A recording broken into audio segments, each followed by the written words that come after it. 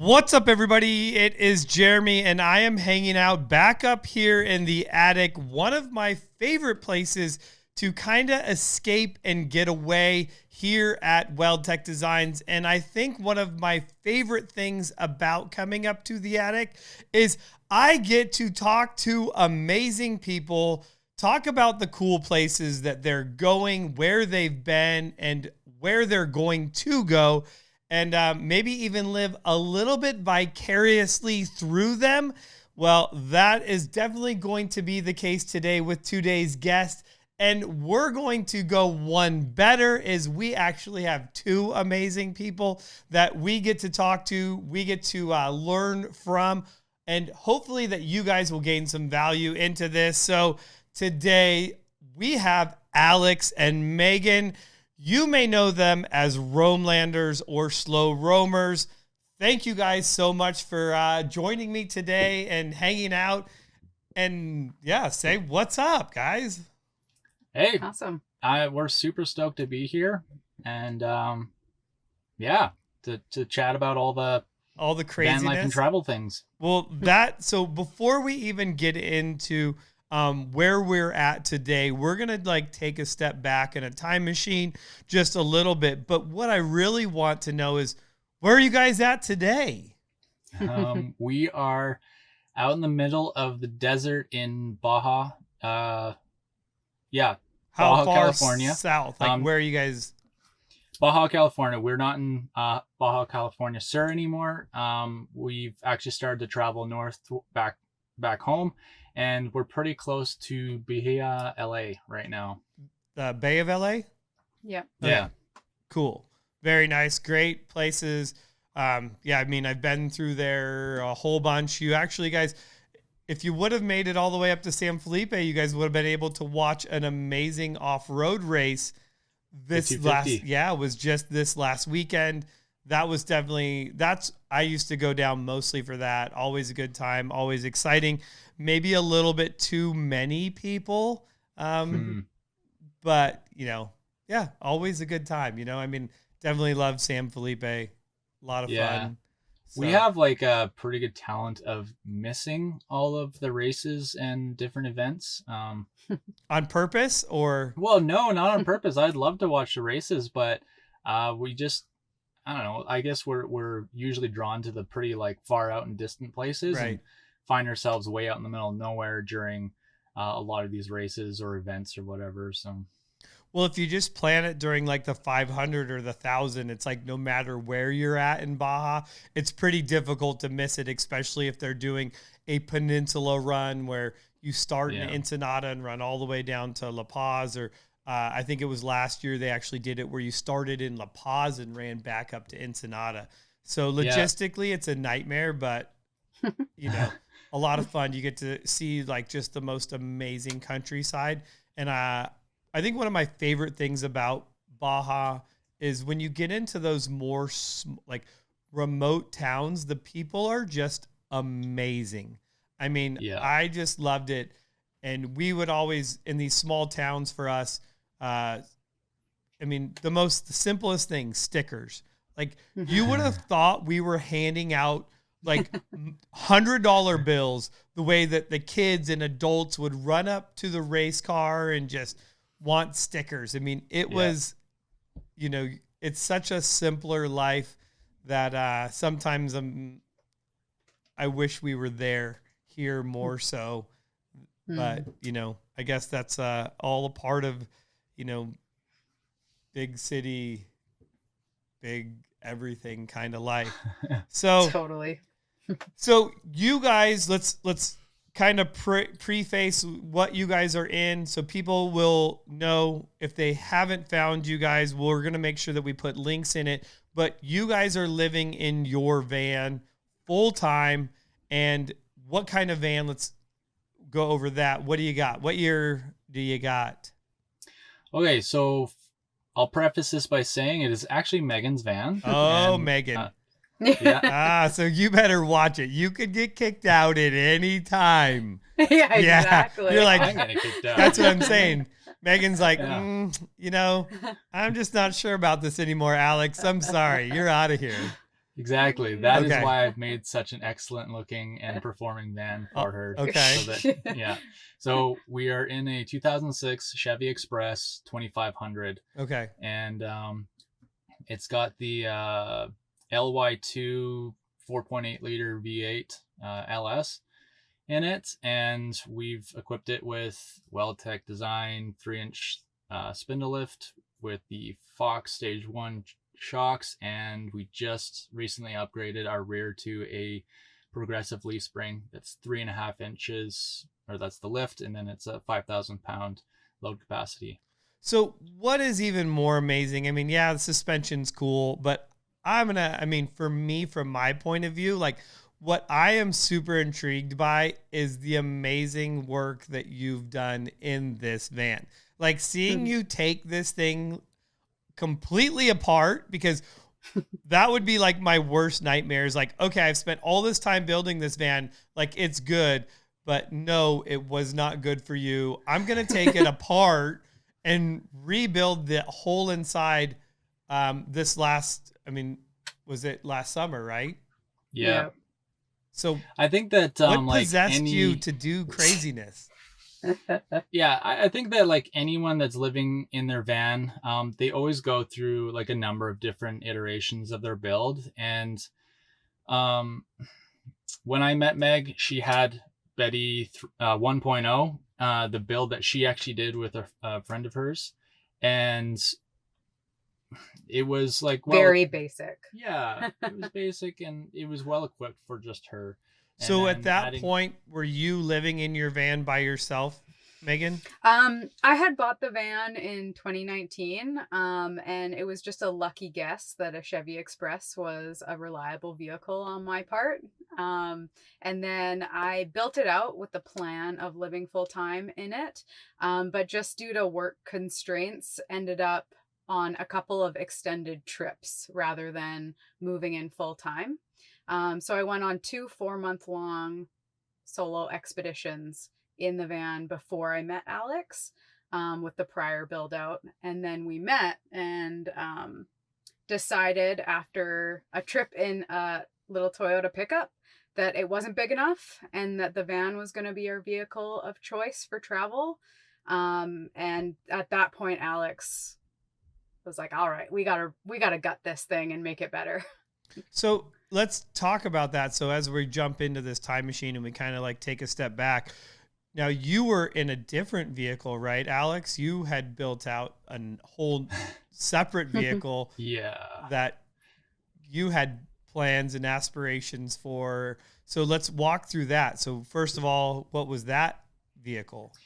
So I have a 1988 Toyota pickup that is the regular cab long box. It's a 7-foot box, and I bought it as just like a beat around the bush truck. And then after like a couple of years of driving it, I was like, well, I want to kind of be able to go places. So I solid axle swapped it. I had my friend swap the engine from a 3-liter to a 3.4 liter V6. And then I refurbished the frame, repainted the whole thing, built new bumpers and armor for it and stuff like that. And then put an old gem top contractor canopy on the back, built a roof rack for it, and basically built out like a little living kind of space for myself. And I was going to live in it full time. But then I met Meg and we're like, well, we should live in a vehicle together. And we did like a 2.5-week trip in the pickup together through the desert of Oregon and Nevada during the summer. We're like, this is way too small for us to be living in here. For You're like, I like you, but I don't like you that much. Exactly. You know, like, you're cool and all, but Yeah, and it was pretty Spartan inside too. Like there's, we had the small little inverter, a very, very basic electrical system, and just a refrigerator, and it did great for like short camping trips. And now this is like circa 2019, correct? This was 2021, I think. Oh, dang. Yeah. Okay. So this is after. Okay. Yeah. And like I've had a bunch of other builds prior to that, but my latest was the Toyota pickup. So what possessed you to want to go live in your truck? Like, what was it that you were just over living in a house with a kitchen and space, a couch? I think that like my kind of road life story starts back in 2016. I'm not going to go into detail there, but I hadn't been south of the Canadian border prior to that really, and all of a sudden I dropped down to the States. I drove through like Oregon and Nevada and California, and I'm like, holy smokes, there's so much down here that I never even imagined. And there's so much for me to explore. I could spend an entire lifetime down here. And I think I've always kind of been scared of a mortgage. I don't want to be like kind of locked into anything like that. And so I just started kind of like directing my life at squeezing into a mobile situation where I could move from place to place. And and I started working seasonally so I could like travel for 4 or 5 months of the year. And now we have Starlink and we can work online and stay roadborne. So you were already had the full intention of like, this is what you wanted to do. And then you were lucky enough to meet another person just as crazy as you. That was like, hey, I'm kind of doing my own thing too. And do you feel that was something that just made the connection like so much better because you were both just on that same kind of level? Yeah. When we talk, that was the only reason why he swiped right. Oh, so this is like a Tinder sort of thing. Like in your profile, exactly. It's like, I live in a van down by the river. She had a picture of her in her van. Oh, and, like, so what you were doing, it was like, you were like window shopping. You're like, hey, this girl's cute. And Isn't she's that got online a dating, nice, though? It's window shopping. Exactly. She's got a nice van. Like, if that role was reversed, think about how creepy that would have been for most girls. They're like, dude's taking pictures of himself in his van. Like most girls would have been like, or no, what do you do? Swipe. I've never done the online. Left. I've been married too long. So swipe left then, so it's like swipe left because he's in a van. That would have been creepy, but not in this case. That was my strategy though, is I really wanted to attract a partner that was ready to go on some crazy adventure and live obscurely in a small space. So putting my first profile picture of me in my van was strategic. Look at you, marketing at its best right there, I mean, that's smart. I give it to you to that. So was your van at that point named Betty? Yes. You named her. Where did the name come? Like, why Betty? I've always gotten a kick out of naming vehicles like old lady names. My first camper van was named Shirley. Okay. Old girl Shirl. And then I got this van and I don't know, Betty just fit. Gotcha. So my kids they are ridiculous. This reminds me of them. So my two girls think it is so funny. There's a cartoon called Bluey, and they have these grandma voices. So my daughter will come up to me and just be like, I'm Rita, and what would you like for dinner tonight? Like, I'm like, where do you even come up with this? But like, that's where my mind went to with like the Betty thing. I mean, it's just so fun. And I've even explained to my son, like, hey, you name your vehicle a girl's name. That way you take care of it really well. That's like nice. That's the, the premise behind that. So we had Betty, and you said you bought Betty in what year? 2019. Okay. So let's go start it out. Simple build. You are not living in your van full time yet. COVID happens. Where are you at? So I was working full-time remotely for a tech startup. And I had big plans of moving into the van and driving down to Mexico when the border is closed. So that was no longer on the table. So instead, and like I said, logistical reasons prevented me from moving into the van full time. So instead, I took a leave of absence from my job and went on a 4-month trip around BC and Alberta, and really just got the opportunity to explore my backyard, which I hadn't really done before. So that was kind of the start of van life for me in a real way. And yeah, I was just hooked from then on. So at that point, were you allowed to cross the border, or was it like a closed border? Like you couldn't come down, correct? I think that the border from Canada to the US was kind of like opening and closing, but I just felt like it was too complicated. I should just stay in Canada. And since I was only going for 4 months, I could time it for the summer season. Okay, in when the it's north, still yeah. nice. And Yeah. so now I think that's one of the biggest things. I mean, I know that Alex, you touched on it, but I think about when you say you came down into Arizona and Nevada and those areas, it's like, wow, holy smokes. Where now you're saying you really got to explore your own backyard, because I feel like so often I take those places for granted because you drive through them, you're always there, but it's still, I mean, it's amazing. It is beautiful. It is like, oh my gosh, like I want to stop here. And then you get another few miles and you're like, well, I want to stop here now. It's like you could literally just 20 miles at a time and want to stop so many different places in so many of these parts of the country. I think that that's awesome. So do you feel like that was you during that 4 months, or did you kind of like, what was your...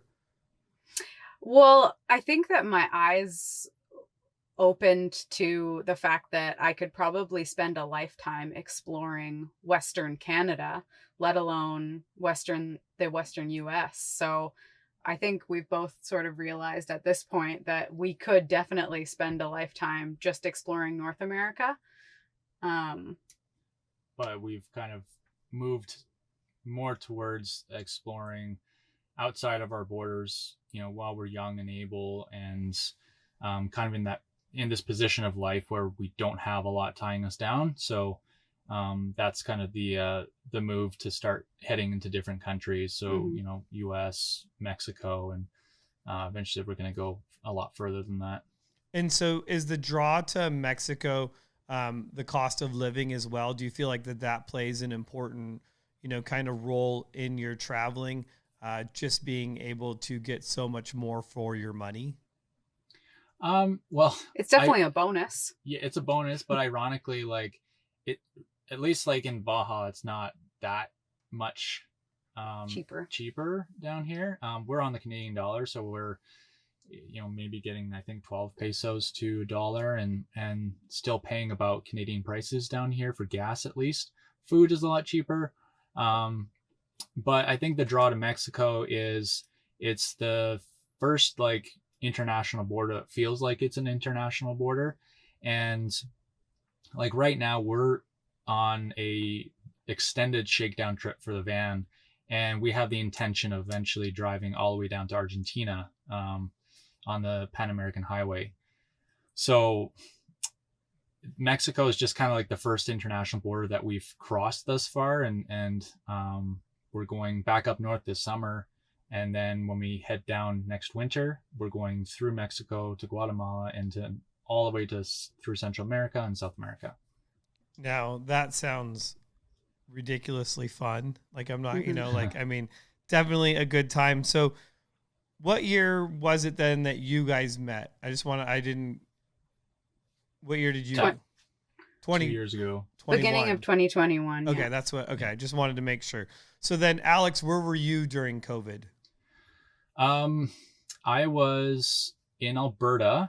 I was working on a large-scale grain farm, and it was kind of funny. I was building another rig. I was like a crazy expedition style rig. Yeah. It's been up on Expedition Portal okay. Twice now. When I sold it and when the new owner is now selling it again. It's a 1990 Leyland DAF T244. It's an expedition military transport, and it's comes off the factory floor with a Cummins 5.9. with a Lucas CAV injection pump and 4-wheel drive, 44-inch tires. It's a cab over. It's got a load capacity of like 6 tons or something like that. And I bought that from a collector in my hometown, brought it back to Alberta where I was living at the time, and built a whole like living area on the back of it. Swapped the transmission on it so that I had like better highway gears. Built bumpers, storage boxes for it, and then had a living enclosure on the back that I could live in more or less for all 4 seasons. It had like wood stove, bathroom, kitchen, queen size bed, dining area, all that kind of stuff. So why did you end up selling that? Why was the move not to keep that? And I mean, Betty is beautiful, but why not go into something like that where it's much larger? I learned pretty quickly that the style of travel that comes along with a large vehicle like that is not really my style of travel. I like to move a little bit quicker. I had grand plans of like going and parking up on a beach in Baja and staying there for weeks at a time. It would have been great, but I don't actually like doing that. I like going out and seeing places. And my max speed on the highway, for instance, was 90 kilometers an hour, which is about 55, almost 60 miles per hour. And I was 8.5 tons on pizza cutter wheels, and I was deathly afraid of sinking it.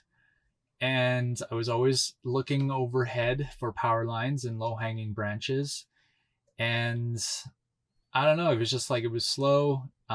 It was stressful to drive to a certain degree, and I just wanted to be able to move faster and go more places. And the misnomer that people often believe is that with these big expedition vehicles, you can go anywhere, which you can't.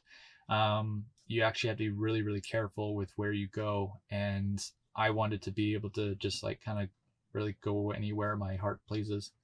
No, I could see that. I mean, I think the idea is always, well, bigger is better. I mean, you look at these global expedition vehicles and Earth Roamer and these vehicles that are crazy.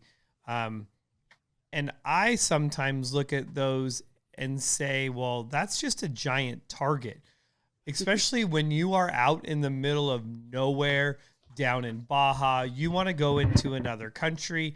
I mean, you're driving something that is 100 times nicer than somebody's house, and they have no problem burying you where you're camping and taking your vehicle. I mean, I've been pre-running down in Baja, and it's like all of a sudden, there's people, or even like the federales, because, drug smuggling and all of that in these remote areas. And it's like, I don't know. I'm fortunate that I've never had issues, but you always hear of the horror stories of, people running into certain things, or, cartels and craziness. But I'm like, if you're driving a $500,000 vehicle like that, like, it just screams like, hey, look at me, I have money. Yeah, I'm not so certain about that aspect of it. I think that, yes, like, you definitely kind of display that you have a lot more than a lot of people in the world. But in terms of like making yourself a target, like, there are so many people from Europe that are coming over with these, like almost $1 million rigs, and they're driving down the Pan Am and having really no issue. I think that you're no more a target than someone driving a Sprinter van, to be honest. No, I mean, and that's great insight, because, that's just my perspective of what, I look at it and go, that would always be my fear.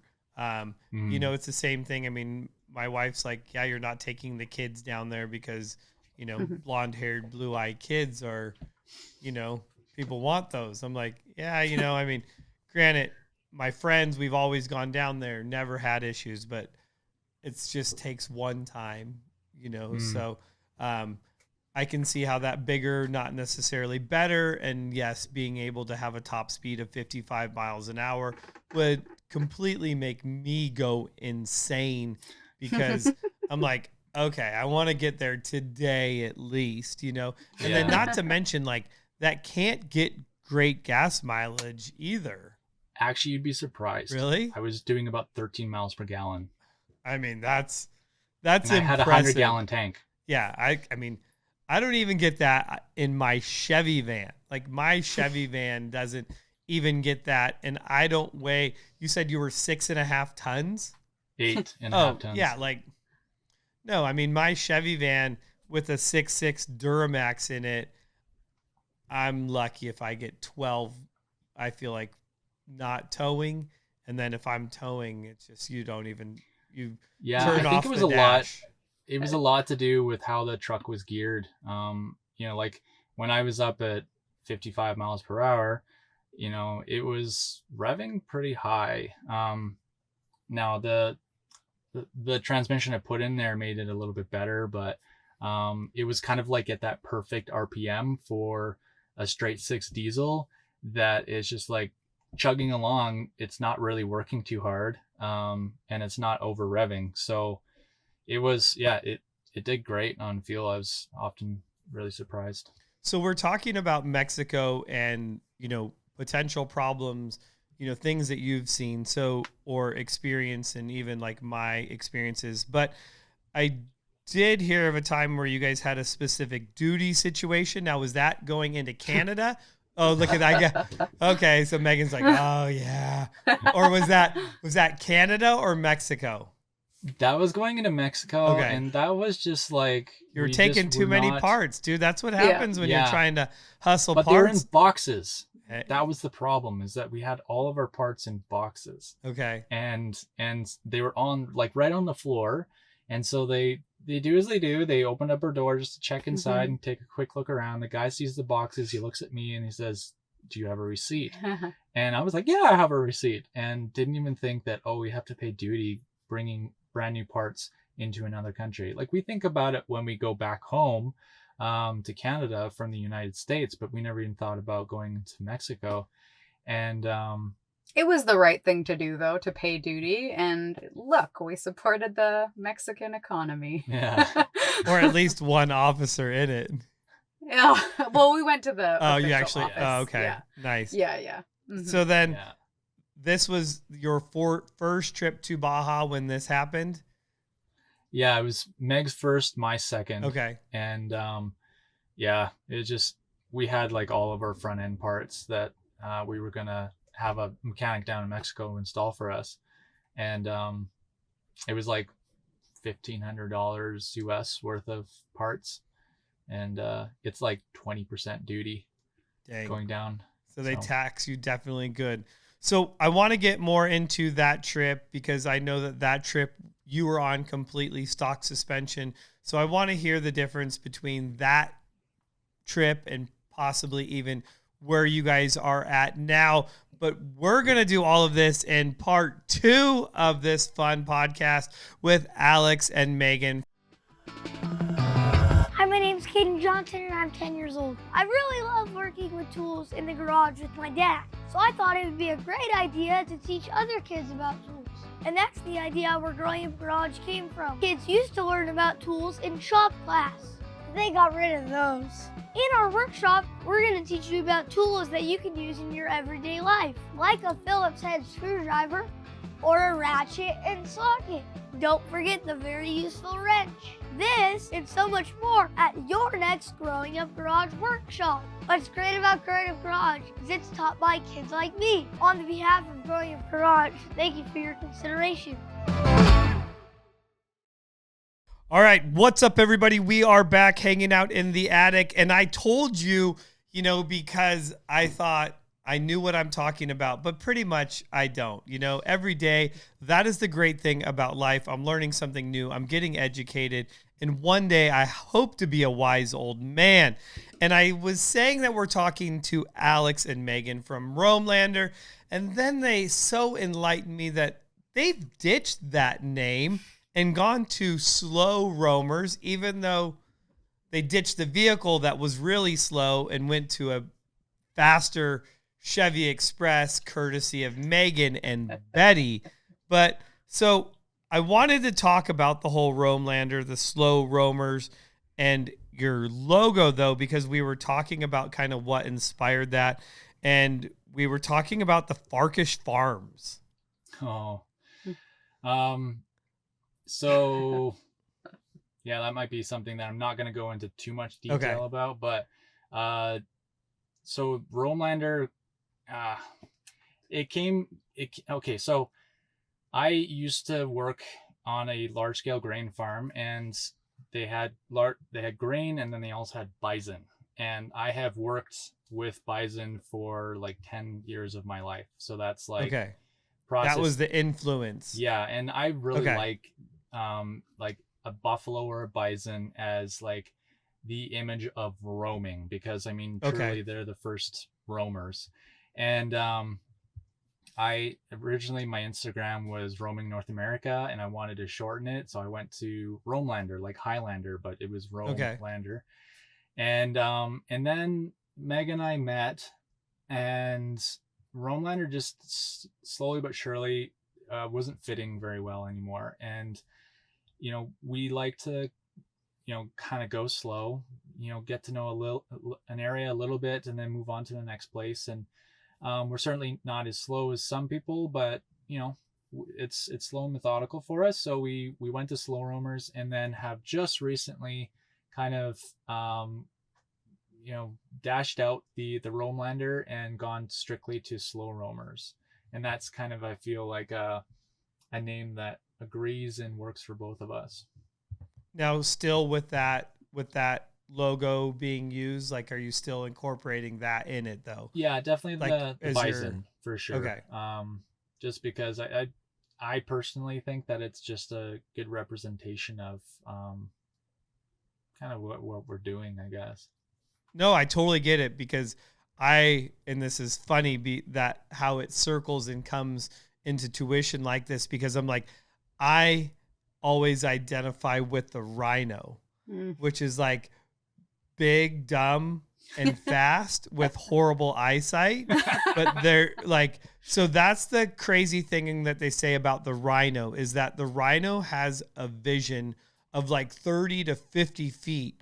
And they move at such a fast pace that typically, if something is in their way, by the time they see it, they don't have enough time to stop. So you just hit it. And I feel like sometimes that's kind of me in life, where I'm just like going for it. And then all of a sudden I'm like, dang, I should have done that differently, you know, or I'm just that so, okay, like, yeah, let's try this. Let's go for it, sort of thing. So I can totally relate to that. And I think that is awesome, in how you've incorporated that as part of your life into your logo. I think that is super cool. And I think understanding why people name their channel or what they're doing is so much, when it has that intentional purpose to it. I think that's something that is just more powerful. And I want to say that as time goes on, like, you kind of adapt and kind of change with it, with that part of your life. Like, you guys are adapting together, where you had a specific identity before you guys came together. And it's like, hey, now we're really working on this together. Here's where we want it to be, where it's not like, hey, I came up with the name and you're following me, even though you are still living in her van. Exactly. You know, but at least you come up with some other, you know, really cool stuff. So I think that's really neat. And I think that giving people a context to that is also extremely powerful. And I think that's just, you know, a lot of fun. So we are down in Baja. We're on stock suspension. You had to replace your lower control arms because you had just beat those to death. And so you were able to find someplace down there that was going to replace them. You had added significant amount of weight to your vehicle as well. Just worn out, tired pieces and parts. Like, do you feel like that was a limitation of where you could or couldn't go at the time? So to start, a bit of correction. We actually replaced the entire front end. So Oh, geez. upper, Okay. lower control arms, inner and outer tie rods. Yeah, I think that was it. But Okay. and idler and Pitman Pitman arm. arm. So Okay. everything was replaced, and I think it was just did it so that we knew everything was new. But going forward from there, like everything felt really tight, and I was just starting to get to know the van and what it was capable of. And we found out really, really quickly that sand was a completely non-issue for us. I think that in the closer to factory setting, the Chevy Express is actually really well balanced. And so as soon as we aired down our tires to, around like 15 psi, we could just like drive out onto any beach and not have any issue. And we were like, there was no locker or LSD or any kind of traction aid in the back. And, we're 2-wheel drive, and it was great. There didn't seem to be any like real limitations. We did actually have a 2-inch spacer in the front. So we had like a little bit more clearance, which I think was a really great thing because it allowed us to fit 265 75 16s on the van. And I just did a bit of cutting so that we had the clearance to turn. And we went everywhere that we wanted to go last year with the van, in that that form, I guess you want to call it. And then if I was to, jump ahead to this year, I think we've just been able to really extend how much further we go. We have bigger tires on the van, which has been fantastic. And we've been able to like go over like boulder fields because we have all that clearance in the front with the spindle lift. And then the leaf springs that we've put in, Jeremy, you actually, like when we talked, like let's make these things a little bit longer so they have more droop. And the biggest thing for traction is just keeping your drive tires on the ground, and the springs have totally allowed for that to happen while also supporting the weight of the van. And then of course we added an LSD to the back, which is also great. But yeah, we have a limited slip differential for all of you doing newbies. LSD, we have yes, an LSD. we got to make sure that that's crystal clear because you do live in a van, So yeah, just putting that out there. Yeah, so we have not been stopped yet. All right. Now, obviously, I don't go looking for like the hardest off-road trail to do, but like literally everywhere that we have wanted to go, we have been able to drive there and have not been stopped. And that is so when you're out on the beach, it's no problem. Mm-hmm. You can get a haircut or give haircuts. Yes. I give haircuts. He gets right. haircuts. So you're giving out the haircuts to anybody. So unfortunately, I probably won't need one. My haircut's pretty easy. I mean, we all wish we had beautiful hair like you, Alex, but me? yeah. This frock. So, all right, Alex, here's a question. So once I'm going to kind of read this verbatim. This was it. So Alex, you once relayed that your perception of time compresses as we age because at any given moment becomes a smaller fraction of your life. And if you don't practice mindfulness, all you would remember on your trip is what the two of you worked. What do you practice? What do you do to practice mindfulness? And what does mindfulness do for the two of you guys? Wow, that makes me sound like really sage and wise. And dude, right? That's why I was like, man, like we're going to get the wisdom thrown down on us, because, and how old are you? Wait, real quick. How old are you? 35, yeah, right? And 32. Yes, correct. Okay. So, I mean, that's a powerful sentence. So, okay. So to bring me back down to earth here. Okay. I heard that like I did not, what's the word? Like I didn't fully copy verbatim that saying, but I heard someone explaining how like that perception of time, that concept and perception of time, and I was like, oh, that's actually really interesting. It's weird how as I grow a little bit older, not saying I'm super old, but like days go by a lot quicker. And if we don't stop ourselves, slow down for half a minute during a day, our perception of time gets shorter and shorter and shorter as like our lives essentially like start to get shorter ahead of us from the present to when we pass away. And I was like, oh man, like this actually puts into perspective how important it is to stop and smell the roses, for lack of a better phrase. And so mindfulness and presence is something that I've tried my best to like practice on a regular basis, I guess. And it's just a matter of like walk outside, look at what's ahead of you, and try and like just really focus on what is ahead of you, like what you see, what you smell, what you feel, what you taste, and and like think about only that for just like a minute, or if you can do longer than that, great. But it's just like slowing down time a little bit. It's slowing down. So can you give me an example of something that you did today to slow down time? Mm-hmm. Other than like coming and just sitting there and talking with me, like, we're changing it up a little bit, but like for those of you that are living in a van, like this is great information. Maybe people, you are in such close quarters and it's like, you have to take that moment to yourself, or is it a moment together? I think it can be both. Absolutely. For me, like this morning, we're in a like a little microclimate here in Baja. It's just in an area where it's on the lee side of a mountain and it gets a lot of rain here. And so when we drove into this area, it was like super lush and green, beautiful. And this morning I walked out of the van and there's no wind. There's no crashing waves. There's no sound of the highway. It's just dead quiet and all you can hear is the birds.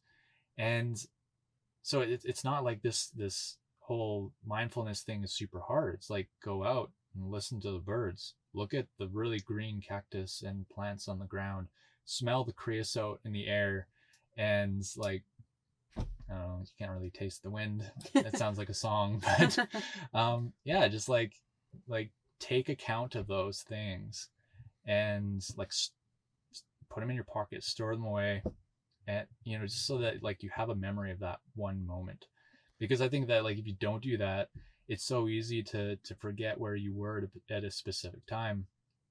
And I can honestly say that like I can look back at certain times that I just in a moment thought, okay, I should practice mindfulness here and remember this. And it's crazy how your brain actually like kind of stores those, and you're like, oh yeah, I smelled that at that time, or I heard those things, or I just remember that place that I was.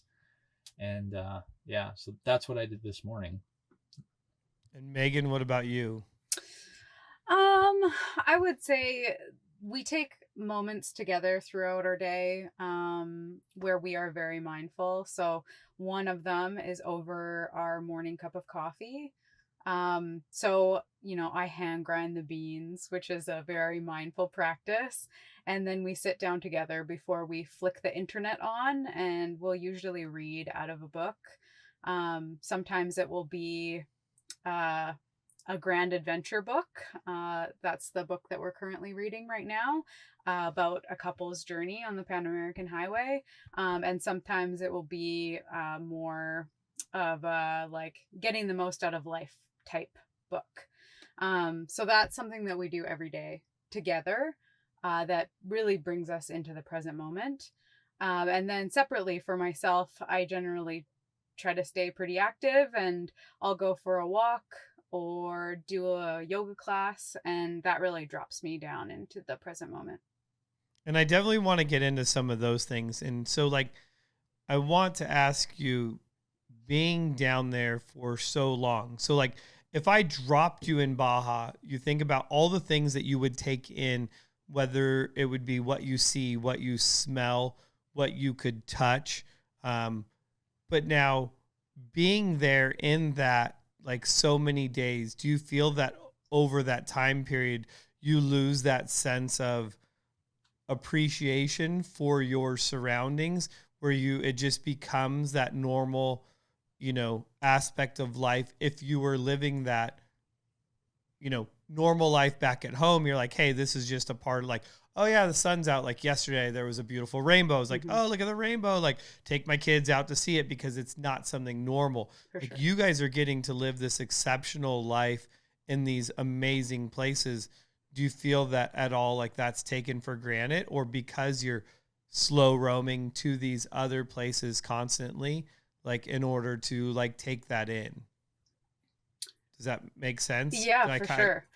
We were actually, funnily enough, just joking with another couple about this, how, like you can be in a place like Baja and it's just like, ugh, I can't see another beach. Right. You No, I'm just with you. get totally sick of the salt water and you're like, oh, another cactus, come on. Or we were in Utah joking. It's like, we just can't see another arch. Like, come on. They're so boring now. So I think that's like it's funny how you acclimatize, even though we're in such amazing places doing amazing things, we still totally get acclimatized to whatever we're surrounded with and eventually grow tired of it. And I think that's why we're both so, like kind of addicted to van life, is just that we have the opportunity to constantly change our front yard. We can move based on weather. We can move and totally change up the scenery. So I think that's part of this lifestyle that we both love so much. Yeah, and I think right now it's like we're kind of we have a wider view of the world. We really want to move around and see a lot. And later on, when it comes time to settle down, I think we're going to take a slightly more narrow view, because you can get a macro or a micro look at things and get to know one small area really, really well, just like you were talking about earlier, where you go out and you explore what's just out front of your doorstep, and maybe what's just down that road you've never driven down before, but you've passed it 100 times. But yeah, right now we just want to move around, see a lot of things. And so usually like our stay in an area is going to be like a month max before we kind of like, okay, we've seen a lot of the different landscapes here from a wide view, and we're going to move on to the next one. Now, Megan, you just, in this last part of this, you were talking about how you enjoy doing yoga, and legend has it that you're actually a certified yoga instructor. Did somebody send you my resume? I was on LinkedIn, and I'm like, hey, maybe I need to pick up yoga, and maybe you're the one to teach me. So yeah, in another part of my life, in my early 20s, I traveled around the world, and one part of my travels was a more intentional trip down to Costa Rica to do my yoga teacher certificate. I had been a yogi for a number of years before that. I used to be an athlete and then quit that because it was just all consuming and too much pressure and needed an outlet for physical activity. So when I was 17, started doing yoga and just became completely obsessed. And so, yeah, I used the yoga teacher training program as an excuse to visit another country in my early 20s. So what and I know this is like totally off topic maybe, but like I see what a huge influence, or how many people, and I don't know, I'm just always the entrepreneur in me. I'm like, have you ever done your own channel where it's like strictly like yoga? No, I've actually never really pursued teaching yoga, funnily enough. It was more a way to deepen my own practice. I never really had much interest in teaching yoga. It's super popular as a career in Vancouver, believe it or not. So I'm not even saying teaching it. It's like, hey, I'm going to do this. Right. And if you want to, and you just happen to be videotaping you doing it, and then it's like, I'm not teaching you how to do it. This is just, I'm doing my morning routine this is my separation, and thanks for watching it, Yeah, I think that would probably take some of the magic out of it for me. Because it's just you. Yeah, And you'd feel like someone's watching it. Someone's going to talk shit about this somewhere that I did this wrong, and I don't care. Like, because then it takes the fun out of it, Mm-hmm. Yeah. So I didn't know if maybe Alex is actually critiquing you, saying, hey, are you sure you're doing that right? Like, have you picked up yoga, Alex? No, I really should, because Absolutely I'm not. always sore. But I have like I don't know, it's like water and oil to exercise, which it's really bad because, like, unfortunately, van life is not friendly to tall people. And yeah, I just like feel it in my back, feel it in my knees, and I should really be. All right, so there it is right here. You heard it first. Alex is going to start yoga. Oh, no. And we're we'll going film to do it. Yes, because I want to know that you are living your best life, which is also going to be a healthy life. And that is the benefit of having such an amazing partner, is that they're able to help you slow roam your yoga, dude. That's slow. Like, that's like, I've started doing, I'm like, oh, dude, this, like, I would make fun of yoga. Yeah. I mean, like, people are nuts. They do like goat yoga and this hot yoga. I'm like, dude, you guys are all nuts.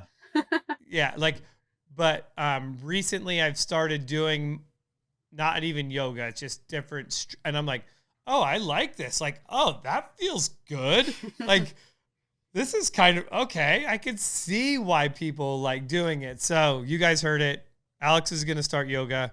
And I can't wait to hear next time when we talk about this, like, you're going to do that. Because now the next part of this is, Megan, you are no slack when it comes to cooking, right?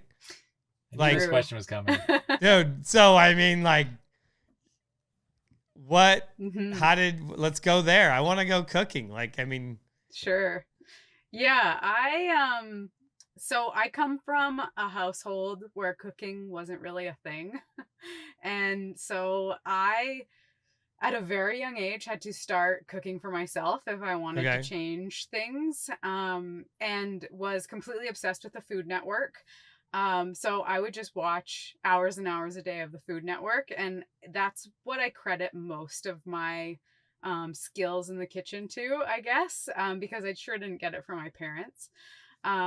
Although I do have an aunt that I'm very close to that is a very good Indian cook, and just chef overall. But yeah, we, for a number of years, I have been making delicious food for myself and my friends. And see, I wish I would have known this when you guys came here. I would have been like, hey, what are you cooking up in there? I know you got something in there, and I love to eat. So let's see what's cooking today. Yeah, I was actually just talking about this with Alex earlier. We're camped out with a couple of friends, and I'm currently taking dessert requests. So yeah, do you have any ideas of what cake I could make later? I mean, anything. That's where I'm like, I'm so not picky. Like, oh, it's got sugar in it. Yeah, I'll eat it. Like, okay, sounds good to me. Yeah. So what is your favorite thing to cook? I don't really discriminate. I love cooking all types of cuisine. It's sort of dependent like on Nutella dumplings. Yeah, exactly. Those are really good, by the way. Are they? Dumplings. See, yeah. My kids are absolutely crazy about Nutella, so I'm like, so is he. Yeah. Okay. See, the inner child in you, you're just like, nice. Yeah. I would say though that right now I'm in my baking era, and I travel around with a sourdough starter. So my favorite thing to make are sourdough creations. So there we go. So this van. Brings us to Chad. Yes, Chad. Chad. So Alex is getting cheated on with Chad. Oh yeah.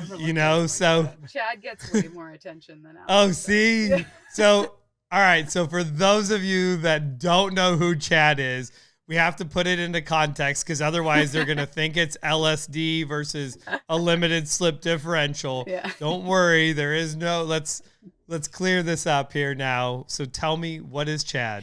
Chad is my sourdough starter. Right. And so like, I don't even understand that. So it's like, it's common practice to name your sourdough starter, and then so long as that sourdough starter is alive, it is named that name. And Meg got Chad from a bakery in Vancouver, in North Vancouver, and they named it Chad. So, just keeping with tradition, Chad lives on. Yeah, he lives on. So now, how long does Chad last? Forever. Oh, so it's if you take good care of him. There you go. Yeah. So that is, definitely fun because, it's so random and weird where you're like, wait, I guess never been involved in that. Don't get it. Don't understand it. So I think that was definitely fun. So I want to go back to you, Alex. You are, I'm going to say, extremely talented when it comes to your handy skills. I've loved watching you build the bumpers. What you did on the inside is, definitely awesome. And, now that we know that Megan's awesome at cooking, I don't want you to feel neglected. So where did this come from? Like, how did was it just like, hey, I want to do this and you could see it and build it? Or are you like a plan builder or?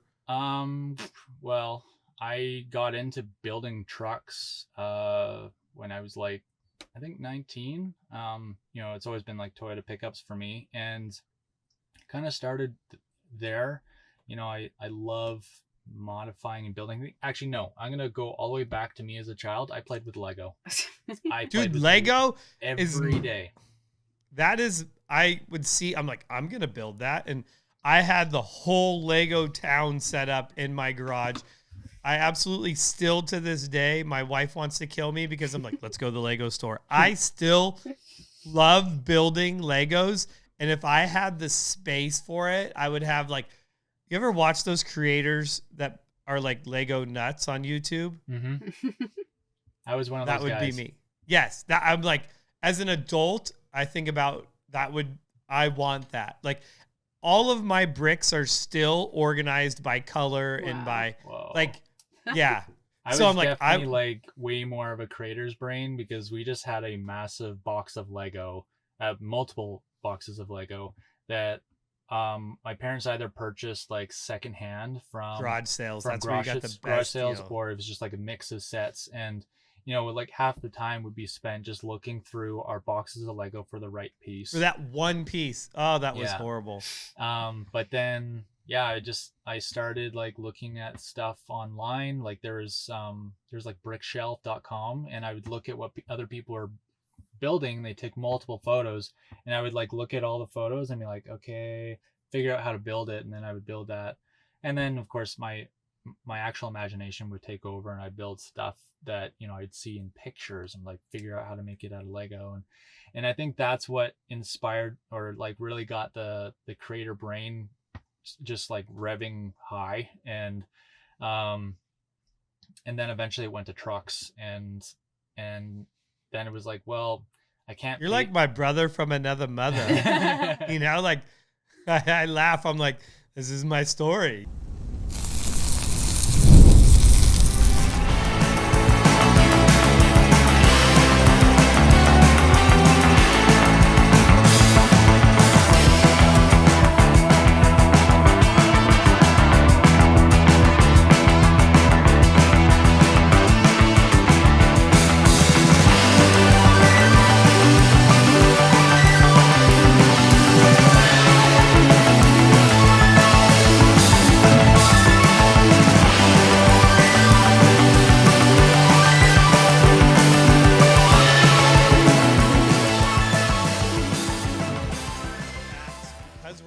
About Legos, but did you know that Lego is the largest manufacturer? They manufacture more tires than anyone else in the world. Lego tires? Lego Yeah. tires. They make more. So the question was like, who's the manufacturer of the most tires, like annually? And it was Lego. And I was like, no way.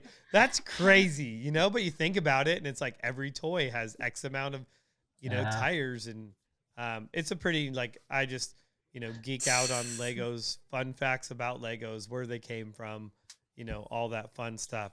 So you don't have a Lego van. However, you built a really amazing van, and you were kind of getting into like seeing pictures and being influenced by other things.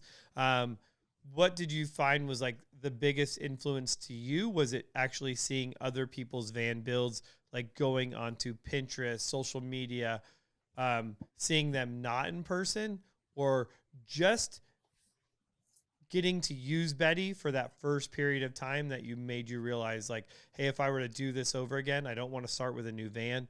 I just want to reconfigure the inside. So first off, that like I do get a lot of inspiration from the internet as to like, kind of styles and colors, but I always strive to build something that I have not seen. It's very within my nature to try and be unique in some kind of way. And so I want to do something that not everyone is doing.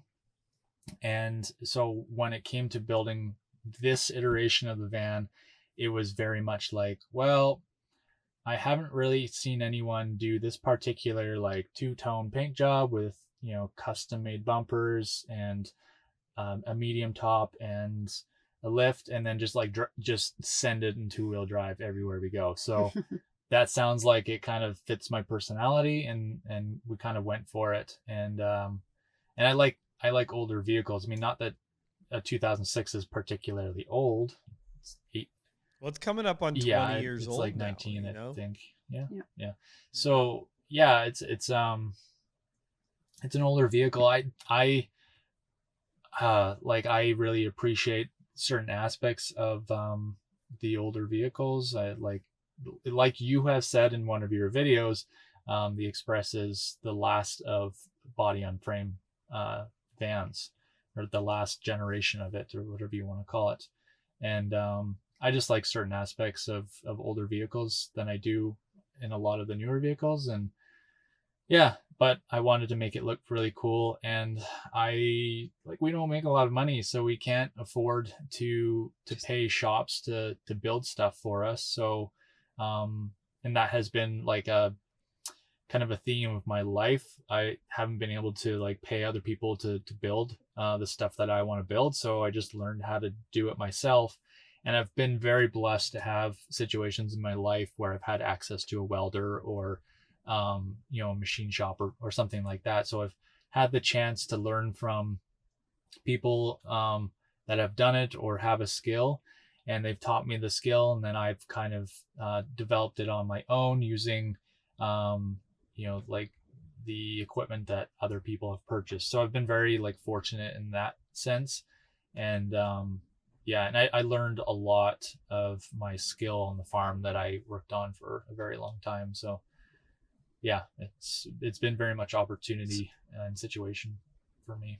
So with this van build, and there's so many, like, I'm going to say that there's two different aspects to it, where you have like, one is going to be the, oh, there we go. Almost lost you for a second. Where you have like the wood aspect of it, and then you have the outside of it where you're doing like the metal. So if you were going to choose one or the other, like what are you more passionate about? Like, do you enjoy working with wood more or metal? I would probably say metal. I do really enjoy wood, but I think that metal is a lot more forgiving in a lot of respects. And yeah, it's really hard to glue a 2x4 back. Exactly. And wood, I mean, like if you're going to bend wood, it's a far longer process than if you just take a piece of steel and heat it up and bend it. And I think that like the wood came second. When I built my first van, that's when I started building interiors. And before that, it was building bumpers and like racks and stuff like that for my Toyota pickups and stuff like that. So yeah, Steel, hands down. So we have the van. I'm assuming that we're not going to go into a rebuild phase again this summer. No. Betty's Betty good. actually is very, very good. She's Okay. like really checking all the boxes. We're adding a few little things just that we weren't able to get to last summer. But aside from that, For instance, like what? I want to do an auxiliary fuel tank because we're going to be Okay. going into some areas where fuel range is really important. And I just, I want to be able to do like 1,000 kilometers on a tank. So Now you're going to try to put that all underneath? Or are you looking at doing like, I know on my last Chevy Express van on my Velocis, I did like a fuel tank that mounted to the rear tire carrier. So then I had 12 gallons of gas externally so I could use it for whatever, or, put it in the Right. vehicle. So you're looking to do something. Which route are you looking to do? Well, our spare is on a swing out on the back, and so I have all that space Okay. right behind the axle, and it's probably the safest place for a fuel tank. So yeah, I'm gonna find like a used aluminum fuel cell and build a cut up the cross member in the back there that held the spare fuel tank or spare tire. Yeah. and Spare tire. and then just put a fuel tank in there and put a simple transfer pump on it, and just whenever I need the fuel, I'll just transfer it over. Nice. So you talked about how you are doing a lot of these improvements yourself. Megan, I know that you said that you were working remotely. Do you still work remotely? Yeah, I'm working remotely right now. Okay. Now full-time, part-time? Just part-time. Okay. So because you mentioned that a lot of the reason that you are doing the own things is because it's like being able to afford a shop to have them do it.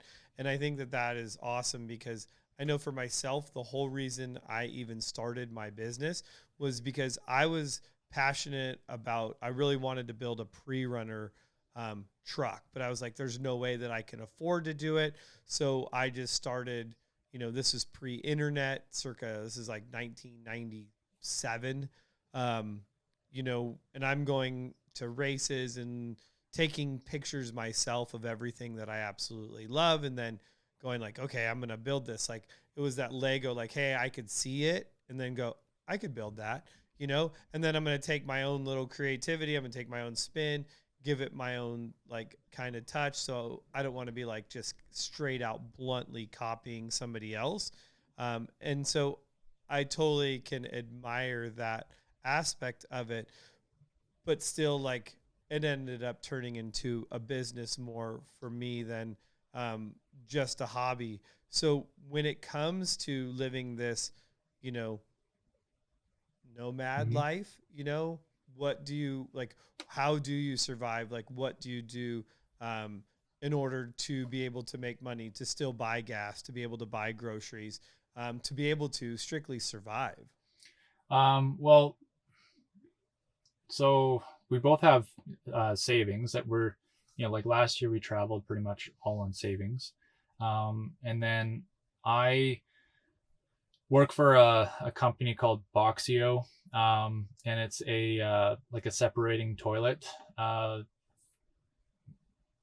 company that is based in Germany, and they make like separating toilets for people in vans and overland people and campers and stuff like that. And so I just run their social media and make an occasional like reel for them and stuff like that. And then I also have a little bit of YouTube income coming in through our YouTube channel.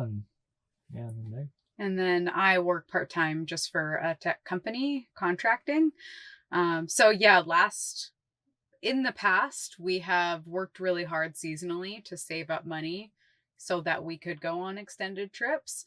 But last year we realized that like the ultimate goal was to be able to support ourselves on the road so that we didn't have to return home to do that seasonal work. So we have achieved that goal on this trip. We're making enough money to support ourselves, gas, food, and incidentals. But one day we hope that our YouTube channel is big enough that will support ourselves. Yeah, that's the ultimate goal. now if you were and I don't want to like get personal or get into specifics, but if you were going to tell somebody that came up to you and was like, hey, I really want to live in a van, I have a van, what does it cost, would you say? Like, so like if you're in Mexico, like what do you feel like it takes to live monetarily wise in a van for a month?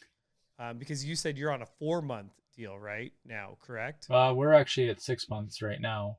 Okay. So perfect. So it's not like, okay, I've been in there for a month, but like, what does it cost to I live like in a van for that? it's actually a person? really easy question to answer. Like we've worked it out that it's $2,500 Canadian for us to live fairly comfortably. Like, that allows us to buy the food that we want, buy the gas to go places, and we can like eat out at a restaurant here and there. Now, I would say that budget is more traveling in the US, which is a heck of a lot more expensive than Mexico and the countries that we will be going to further south.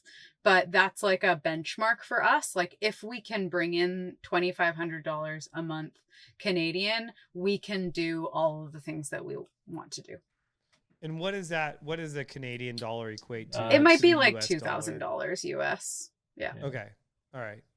So, and that's the thing is, I want to put it into perspective because I want to say that, of course, depending on who you talk to, they're going to give you a whole different scenario and say, well, I could go live in my van for $500 because I'm moving less, or I'm maybe one person versus two people, because I'm going to break that in half and go, okay, well, that's $1,250 a person, to be able to do that. Now, granted, being able to drive places, obviously each one person is not spending that much on gas, but I think that that's a good perspective to have, and really like giving people, because so many people think that, hey, I'm going to go live in my van, it's going to be free, I'm not going to have any expenses.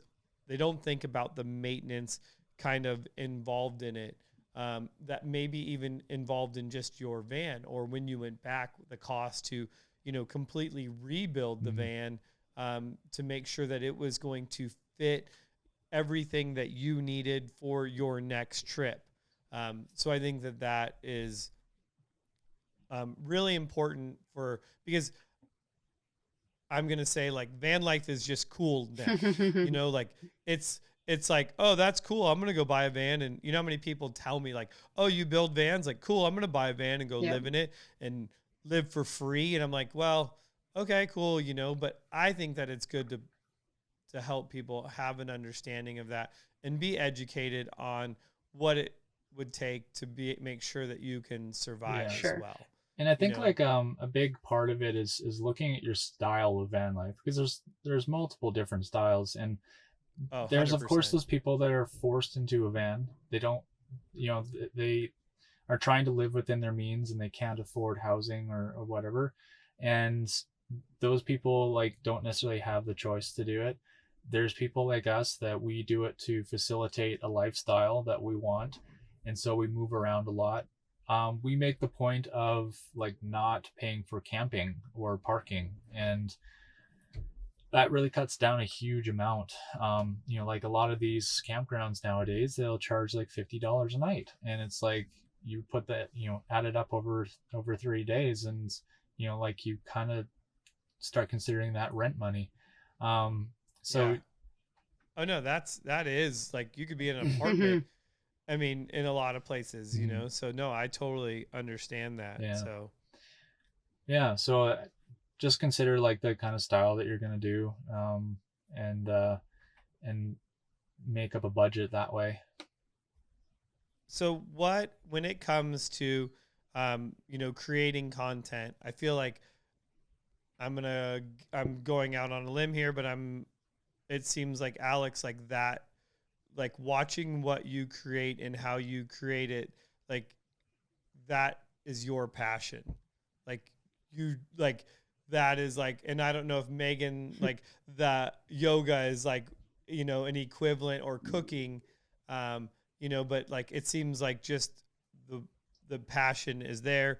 And what you truly, you know, love doing and creating that, like in your like remote life living though, do you feel like that's something that you look forward to, or is it a hindrance? Like, oh, we got to make a video, like, oh wait, stop, I got to go video that really pretty whatever because I need to make sure it's in it, versus just simply enjoying it where you're at and taking that moment in time and grabbing it and putting it in your pocket, like you said, versus like, hey, hold on, I got to take it and I got to capture this with my camera, when really I wish I could just be putting it in my pocket. Yeah, so that, I think you're describing the photographer's conundrum.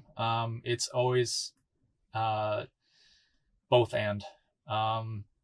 Like, I am very passionate. I'm fiercely creative, as you know, we've kind of gone over, I guess. And I love witnessing a beautiful landscape, but then at the same time, I'm like, I want to photograph this. I want to see, you know, what other piece of art I can make from this already existing piece of art in front of me.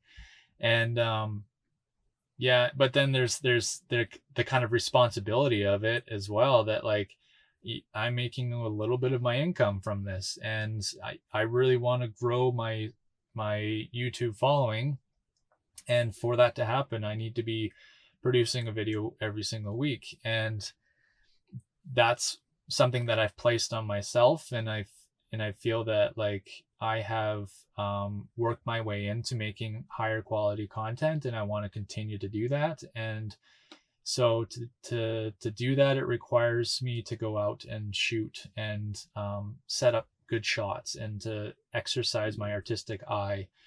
And some days I don't want to do it. Some days I want to sit back and enjoy a sunset. And luckily, I'm often able to do that, which I'm really grateful for.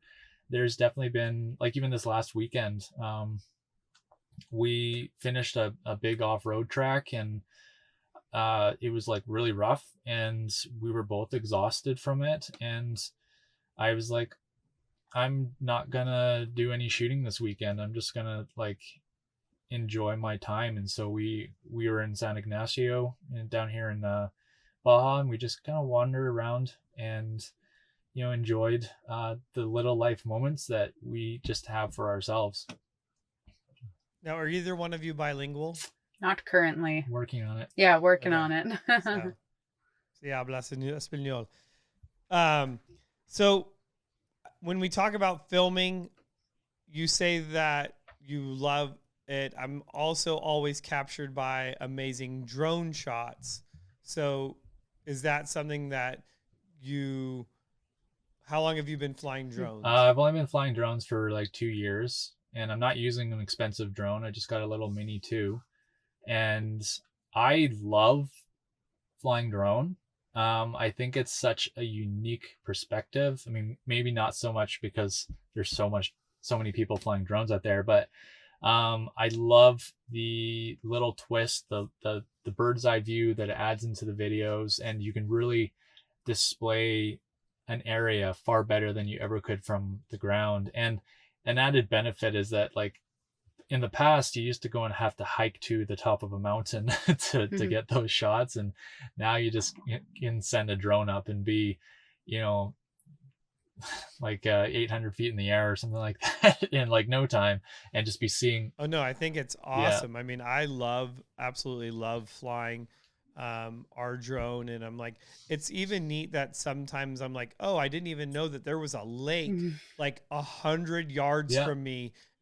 Okay, so now let's go hike over to that, because, and I would have never even known that was there, because I'm like, I'm not going to go through those trees, like, for what reason, you know? We've actually, we've used our drone once or twice to scout out ahead to see like either a camp spot, or like, okay, you know, after this really hard obstacle, is there another one? And so we'll just like send the drone out ahead of us. And I've used it to find friends that were out in the desert, and I couldn't, you know, get a pin from them because they were out of service. So it's a super handy tool as well. So all of this comes down to being an entrepreneur, and it seems like this is kind of something that both of you guys have more of that entrepreneurial spirit. So tell me about that. Like, what is it that has really kind of made you want to do your own thing versus just totally going into that 9 to 5? You want to start? Because you used to be a teacher's assistant. Right? Right? I actually graduated from university with a degree in entrepreneurship, funnily enough. Oh, well, dang. So I've always kind of like had that spirit in me, and I've always really kind of hated working for somebody else. Now that doesn't mean that I haven't been doing that my entire career. But I think like meeting Alex and him having this vision for the YouTube channel and also having his own business building vans has been really inspiring for me, and then for us as a couple to sort of like set our sights ahead and figure out how we can create something together and a business out of it so that we can support ourselves. So yeah, it's been really cool to be on this journey. I never had any dreams of being a content creator on YouTube. So this is all kind of still new to me. But man, if we can capture our lives the way we're living it and make an income off of that, I'm all for it. Yeah. I think for me, my entrepreneurship started 2 years ago when there's like kind of it was 3 years ago. It was a big life change for me, and I kind of was left, with the pieces of my life in my hands and being like, what am I going to do with this? And so I decided, after a lot of conversation with my dad and a lot of kind of mentorship from him, I started a business building vans, the interior vans. And it made me realize really quickly that I didn't love, being on someone else's clock and being under someone else's thumb. And so yeah, I just started working for myself, and I realized that it's like, this is way more fulfilling to me. And I only operated my little van business like kind of spottily for about 1.5 years. But from that experience, I realized I don't really want to work for anyone going forward. And of course, being in the van and being mobile all the time, I can't have a shop with me unless I want to like tow a trailer, which I don't. And so I was like, okay, how else can I make a living for myself? And I was really inspired by someone else with a Chevy Express van. His name is Simon of Foresty Forest. And I saw what he was doing with his life, and I was just like, what do you mean? That guy is not accomplishing anything. Like that guy, like, man. That guy is insane. Yeah, I know. Like, and I saw what he was doing, and I was like, he's passionate about what he does, and which is climbing mountains and like in the middle of nowhere by myself. Like exactly. And so I saw what he was. His dog. I know, right? Little Rocco. In a backpack, like, hey, we're gonna go climb this together. Yeah, and so I saw what he was doing. I'm like, I know I can do that too. And so that's what kind of got me started. And yeah, it's been a very, very slow process. It's been a very challenging process because I think just in recent years, YouTube has changed a lot, and it's a little bit more difficult to kind of get your start because so saturated. It's so saturated, and like it's the second biggest search engine in the world. There's 500 videos being uploaded every minute, so it's like so easy to just like get buried in it. That aside, and people have an attention span of nothing. Yeah, that's a real challenge. Like, so I want to like make those videos that are like they kind of like help. Peter McKinnon. You ever watch his stuff? I have. It's not like the kind of stuff that I really choose to watch, but like when we were talking earlier about like mindfulness and stuff, I was like thinking for a while, like I would love to help people practice that and like bring them to a new place and do the mindfulness practice. And I love landscape stuff, but then there's the thing that you're up against, that attention spans. It's like no one really wants to watch like a 1 minute clip of a river. I mean, there's a time and place for that for sure, but in terms of like videos that I'm producing every single week, it's, I want to be like do that, but also be entertaining in a way that is like a little bit like kind of caters to a shorter attention span. So it's a hard balancing act, I think. I think that's the thing, is I'm going to say that both of you guys have so many skills that I think that so many people would love to learn more about.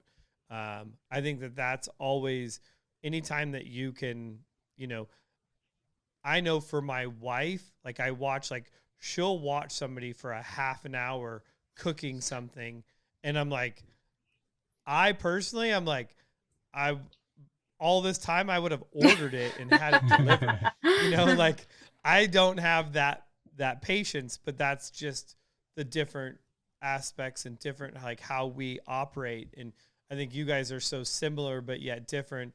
And that entrepreneurial mindset that both of you guys have is, I think, definitely I'm going to say, I mean, that's just success right there. I mean, I think that's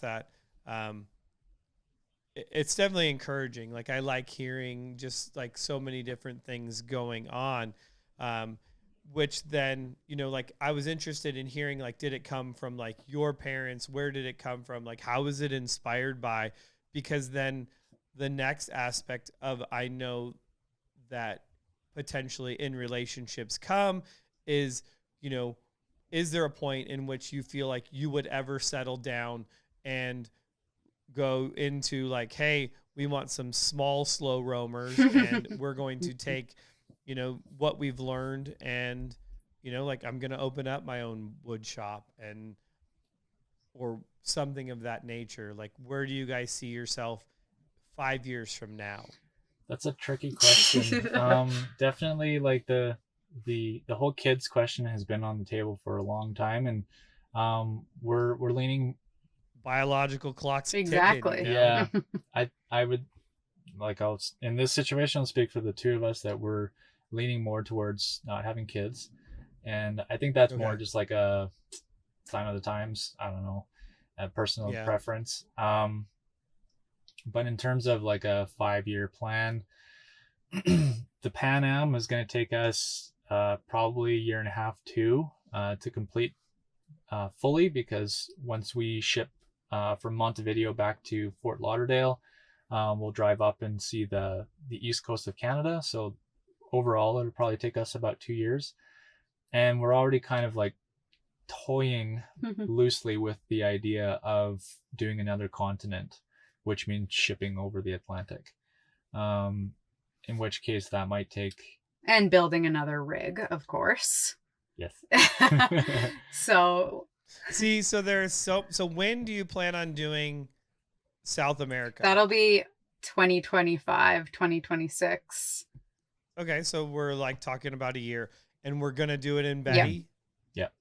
Okay. So that leaves so much more to talk about.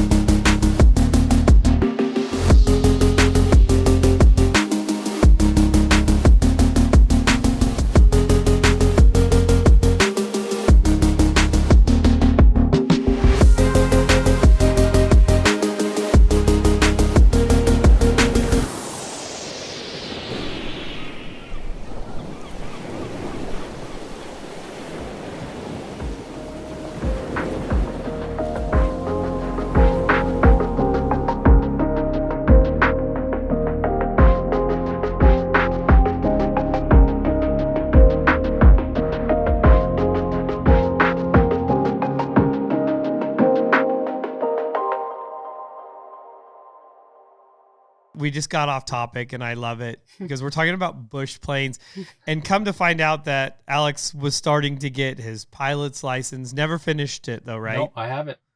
Oh, you do? Yeah. Oh, Yeah, I completed it. I just didn't go any further than the private license because like I wanted to do my instrument rating and my night rating and eventually commercial, but kind of got priced out of it. So when's the last time you've flown? Like you flew, not been flown. 3 years ago, I think. Okay. Yeah. But now, even like I know here, like one of the big things that I was like, oh, that's rad because they're only charging you for flight time, right? Not like overall, like you can rent the plane, it's $150 an hour plus fuel, and it's only flight time. Yeah. Do they have that same sort of things up in Canada? Yeah, totally. I could go to an airport and go to like the local school or whatever and just like take out a slot for an hour or two. And right at this point, I would have to like complete a P-STAR exam or like one of the training modules or something like that, and then go up with an instructor to, as they say, shake the rust off. Okay. And then I could just go and fly. And I have my private license for the rest of my life, so long as I keep my license with me and keep the medicals up. But yeah, like because of the price of it and because of like accessibility issues, like we're mobile and you have to be near an airport for that to happen. It's just not something that's like really in the future, the near future anyway. I think maybe later on down the road, I'd like to go get my float rating and be able to like go and land on lakes and stuff like that. But see, there's so much about you that I'm like, dang, like, you know, just all, I mean, if you were to, you have so many choices back when we talk about that entrepreneurship of like what you could do. If you were not just enjoying life, you know, taking these little small pieces of life and putting them in your pocket, you know, there's so many different things that I feel like if you stopped, your pocket would be so full that you would not know what to do with everything in your pocket. And you're like, well, now I just have all this, you know, maybe it's one thing where I think you're getting to kind of experience a little bit of everything. Yeah, I think, yeah, like actually a lot of everything. I've definitely given myself a lot of options in the event that I did want to like go and work for someone. I also drove truck for 10 years. So I'm a licensed professional driver. I drove city bus for 2 years and also, you know, drove truck on the farm. So I'm well versed in driving Super B like grain trailers and hauling water and hauling equipment and stuff like that. So I've done that as well. Yeah. So I can see why, you know, there's such the attraction between you two, just because there's so much, like, you guys are so different, like in what you do, what you've done, but yet like how you come together on this one important aspect, you know, of being crazy and wanting to live in a van, because I love my wife to death, but I think it would ultimately end up in death. If she had to live in a van with me, she'd probably kill me. I'm just putting that out there, you know, because, yeah, she's like, she's already complains to me. I'm not a big sleeper. I wake up at 4:30 in the morning, and she's like, I want to sleep till like 9. Yeah. And so it's impossible. Like, I would definitely be waking her up every time. I'm like, hey, all right, I'm out of here. I got to go find something to go do. Yeah. And I'd probably just be finding weird, crazy jobs in the middle of Mexico. Yeah. Because I think it would be fun. I'm like, all right, today I want to learn how to cook tacos or some kind of amazing Mexican food that I could just, because I love Mexican food, that I could just cook all the time. I want to learn how to make tortillas, you know, but I think just fun Meg's stuff. Been there, done that. Oh, see, you know, so I just keep pulling out these dreams and you're like, yeah, we've done that.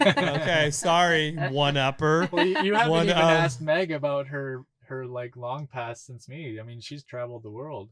already. You know? Well, she said that she didn't want to travel the world anymore. She only used yoga as a way to travel the world, right? Well, not it was an excuse to continue to travel the world. So where's the raddest place you've been? I've been If you could go to one place right now, where would it be? probably Africa. I'm obsessed with animals, so the safari thing is like, yeah, top of the list for me, for sure. And now what was it just seeing, like, I mean, here, like, yeah, you go to a zoo, you get to see those animals and you're like, yay, cool. Yeah. But like just seeing them in the wild is just that whole, Yeah. And all those different exotic animals in the wild, yeah, would just be life for changing. instance, like what? Like When you say like lions and leopards and elephants and giraffes.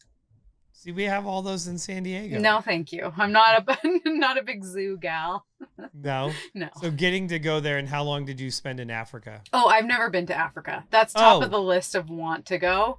Okay. I've traveled all over Southeast Asia, Europe, and then some of Central America, and then lived in Australia. Now, this was all for yoga, or this was just, Nope. okay. No. So this was just in your previous life. Yeah. When he's out working on the farm. Exactly. You were traveling the world. Yes.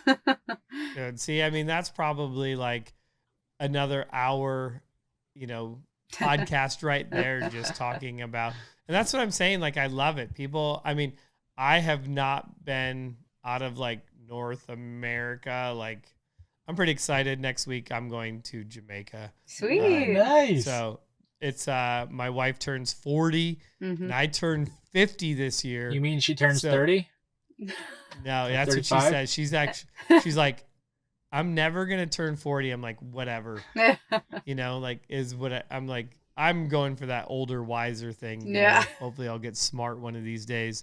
But, I mean, I love traveling, just, with 4 kids, it definitely becomes more difficult. So I love hearing about, where you guys are going, where you're going to go, and getting to be able to see that. And I think that that's what is so awesome for people, that if they don't subscribe, that they do subscribe, because like, wow, if you've never done that, like, you're going to get to experience it firsthand with you guys.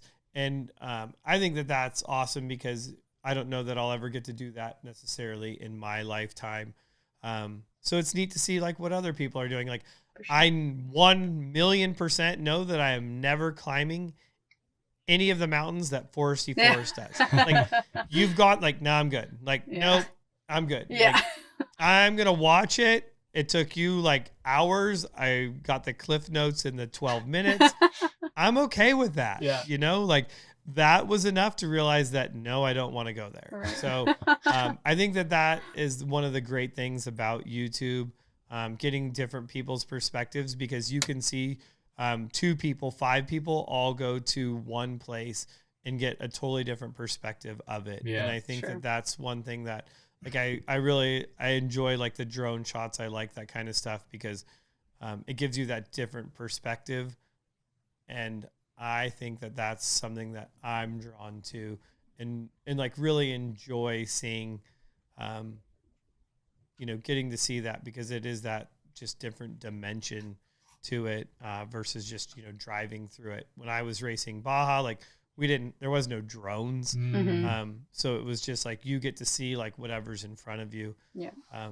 So I think that is cool, but, I definitely want to thank you guys so much for coming and hanging out, talking with me, sharing your experiences, your life with me, and really giving me a whole new perspective on you guys as well. I think that is definitely fun.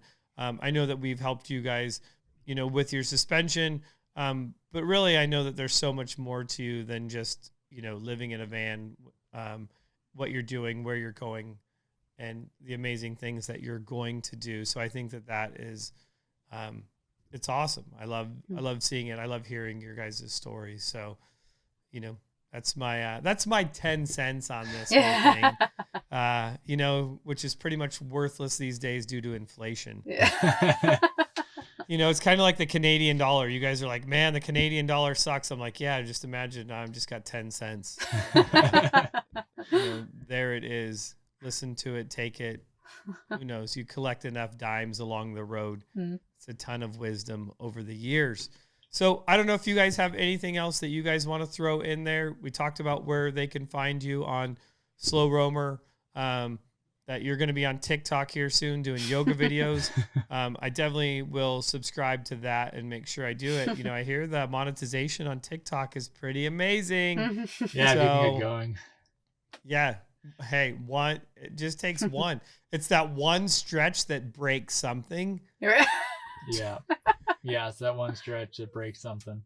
That, you know, hey, you're just one video away from achieving all your goals. And I think that that's something that's amazing and something that never before in history have you been able to, you know, like winning a lottery ticket, you know, but like you can literally put out one piece of content and for some reason it blows up. It's super, people are sharing it. It's awesome.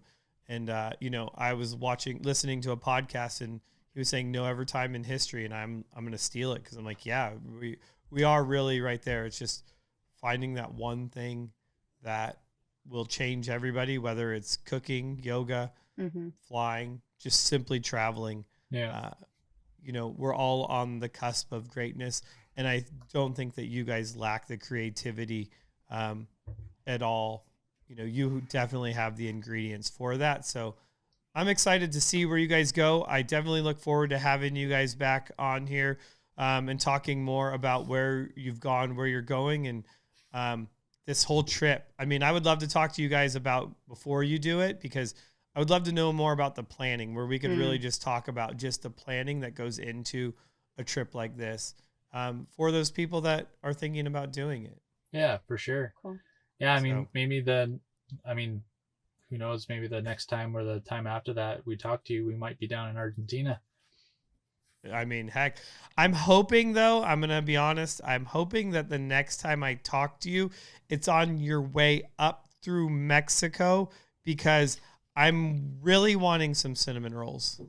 So I'm hoping that it's going to be like, hey, Jeremy, look, we showed up and, you know, we were coming. Yeah, like, here, I made you some amazing food.